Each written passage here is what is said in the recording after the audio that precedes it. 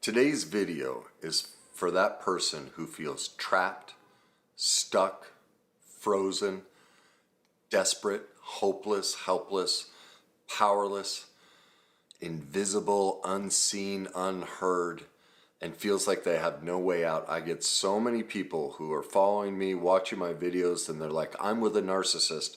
I can't get out. Money, there are all these reasons, or I'm in a terrible job situation or a terrible family situation with my kids. And so there's this common theme of people just completely stuck, frozen, and desperate. Well, I wanted to help you with that. And the first place to start is we have to talk about, where does that come from? Because that's not a normal condition. That doesn't just happen, all right? That gets learned. It gets trained into us. And this happens in childhood. And now I know a lot of people are like, no, my childhood was great. Well, you don't end up in this position if your childhood was perfect and there wasn't pain in your childhood. It's not possible. All of these behaviors are learned. And so what happens is somewhere in your childhood, whether it was a brother, a sister, a coach, a priest, a parent, grandparent, aunt, uncle, somebody in your childhood, directly or indirectly, would not allow you to be yourself. You are stuck, you are desperate, you are frozen. I want you to think of it this way. There's an old story, really, of it's how they discovered this condition. What you're struggling with is something called learned helplessness. And how it was discovered was in a laboratory. They were doing experiments on, I believe it was dogs. And there was a flood I think it was over a weekend. And when they came back, they noticed the water level on the wall was just near the top edge of the kennels that they were in. And so the dogs, the water got here. None of them died, but it got like right to the edge of their mouth, like their head is crammed up against the top of the kennel. Well, when they went to open the cages, the water receded, none of the dogs would come out. They stayed there. See, they learned to collapse because they fought. They did everything they could to get out. But they couldn't. Well, that's you. As a child, you did everything you could to get out. But your parent, brother, sister, coach said, don't wear that, don't say that, don't do that. Rolled their eyes. Ugh, there you go again. You kids are driving me crazy. It's not that we were, severely, in many cases, it can include what we would call abuse, the severe kind. But this is what people don't realize.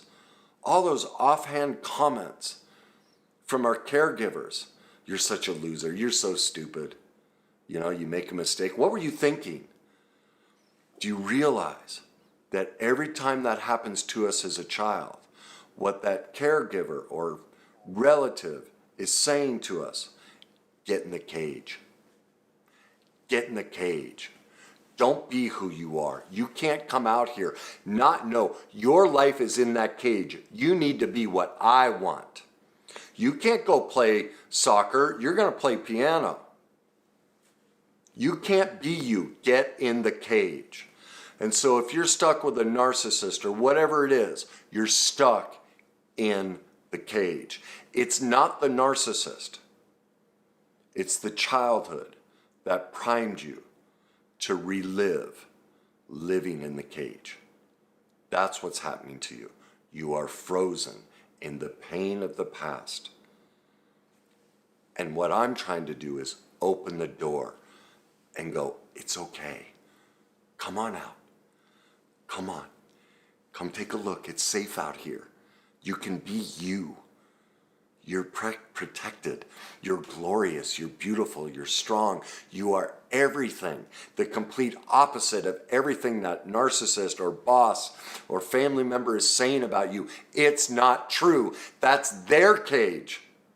It was done to them. And because they never healed it, they've put you in it. So they don't feel the pain of their cage.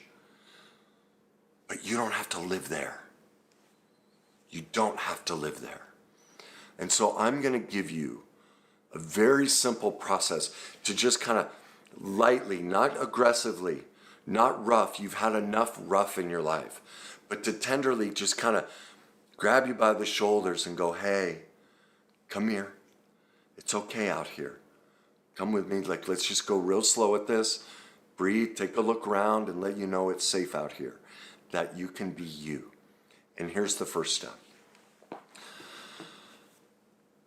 I want you to go as slow as possible at this. And the first step is go to your computer. That's it. Or if you're on your phone, just pull up the search bar. Nothing else. That's it. Just a little peek. And then tomorrow, pull it up again and write www.thegreatnessuniversity.com. But don't push send. Just put it in there. And then leave it alone, go back to your life.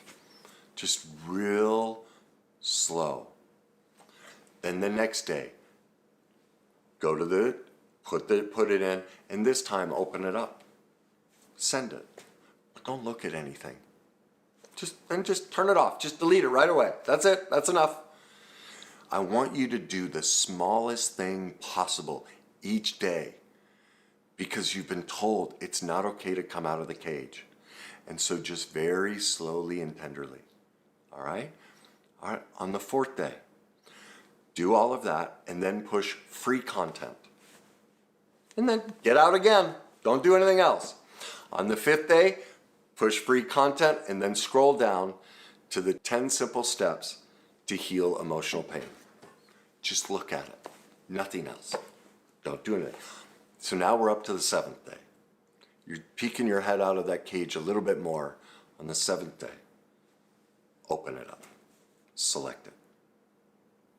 Don't do any of the exercises. Don't take any of the steps to heal the emotional pain. Just download it. It's free. No charge.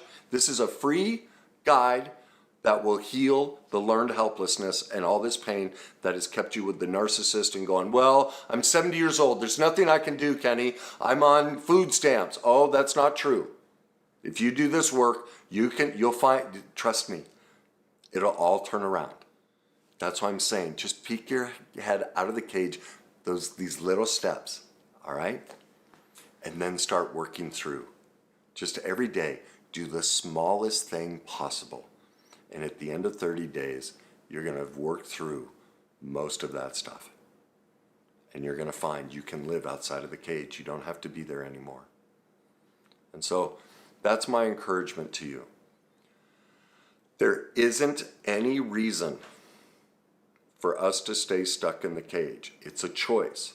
Now, I have tremendous empathy that you feel like you don't have a choice because the only way you could survive in childhood, your caregivers, aunts, uncles, friends, whatever, brothers and sisters, they demanded you live in the cage. You don't have to live there anymore. This video was sparked by a client. I just left the office and came home and I'm like, my God, because we just went through this. Her mother's severely abusive. She's had a fascination her whole life with World War II and the Nazis. And when she'd get stressed, she'd go watch videos on concentration camps and even go see museums, like just obsessed. Well, what she didn't realize until today was that her childhood was a concentration camp, that her mother would belittle her so much. And she even talked about how her younger brother was never held. He was just left in a crib, and so he's a rocker. You know, adults who rock like this, it's because they were so neglected. And so was she. And so today she had a massive breakthrough. For the first time, I brought her out of the concentration camp. And for the first time, she saw color.